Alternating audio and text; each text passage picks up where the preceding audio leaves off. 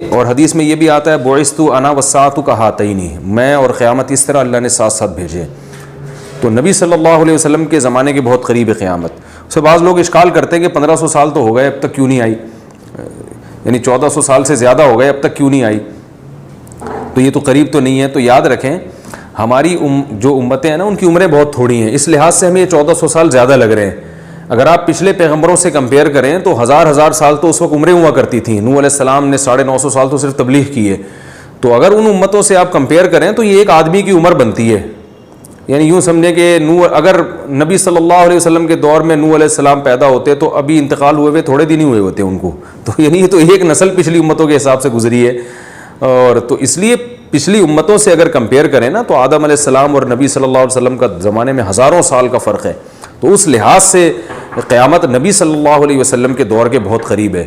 تو ہمیں یہ 1500 سال زیادہ لگ رہے ہیں، لیکن یہ پچھلی امتوں سے کمپیئر کریں گے تو یہ 1500 سال کچھ بھی نہیں ہے. تو اب ہمیں نہیں پتہ کب آئے گی قیامت. 15ویں صدی کا تو بہرحال کوئی ایسی بات نہیں ہے، حدیث میں کہیں تذکر نہیں ملتا. البتہ یہ ضرور ہے کہ حضرت عیسیٰ علیہ السلام آئیں گے، حضرت مہدی آئیں گے، دجال آئے گا، سورج مغرب سے نکلے گا اور بہت بڑا جہاد ہوگا. حدیث میں آتا ہے کہ اتنی بڑی لڑائی ہوگی کہ اس میں ایک جو لڑنے والے لوگ ہوں گے مسلمانوں میں 1/3 امت بھاگ جائے گی. یعنی جو مجاہدین ہوتے ہیں اس لڑائی میں اتنا سخت فائٹ ہوگی کہ 1/3 بھاگ جائیں گے، 1/3 شہید ہو جائیں گے، اور 1/3 وہ ہیں جن کو اللہ تعالیٰ فتح عطا فرمائیں گے. تو فرمایا جو 1/3 بھاگ جائیں گے ان کی اللہ توبہ کبھی قبول نہیں کرے گا. وہ بدترین قسم کے بھگوڑے ہوں گے اس وقت. اور جو 1/3 شہید ہو جائیں گے وہ اس وقت زمین میں سب سے افضل ترین شہداء ہوں گے. اور جو 1/3 فتح ہوگی وہ اس وقت بہترین غازی ہوں گے. اس طرح کی حدیث ہمیں ملتی ہیں. تو جب تک ایسے واقعات وجود میں نہیں آ جاتے یہ اس وقت تک قیامت نہیں آتی. اگر 15ویں صدی میں جلدی یہ سارے واقعات ہو جاتے ہیں تو آ جائے گی. اور اگر نہیں واقعات وجود میں آتے جیسے یاجوج ماجوج نے بھی نکلنا ہے ابھی، تو بہت ساری نشانیاں ہیں جو ابھی پوری نہیں ہوئی ہیں. بہت ساری ہو بھی گئی ہیں لیکن بہت ساری نہیں بھی پوری ہوئی ہیں. تو جب تک وہ نشانیاں پوری نہیں ہوتی قیامت نہیں آئے گی.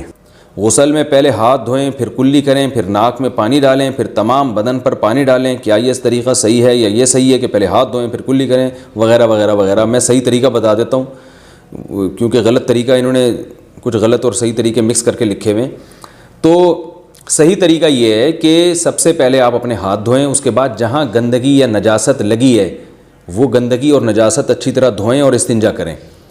اس کے بعد آپ مکمل وضو کریں جیسے ہم پراپر وضو کرتے ہیں، اور پھر اس کے بعد آپ پورے جسم پہ پانی ڈالیں. یہ طریقہ ہے وضو کا، غسل کا. لیکن اگر آپ نے یہ طریقہ اختیار نہیں کیا اور ویسے ہی پورے جسم پہ پانی ڈال کے بہا دیا تو بھی غسل ہو جائے گا اور وضو بھی خود بخود ہو جائے گا اس میں. لیکن سنت طریقہ وہی ہے جو میں نے آپ کو بتایا.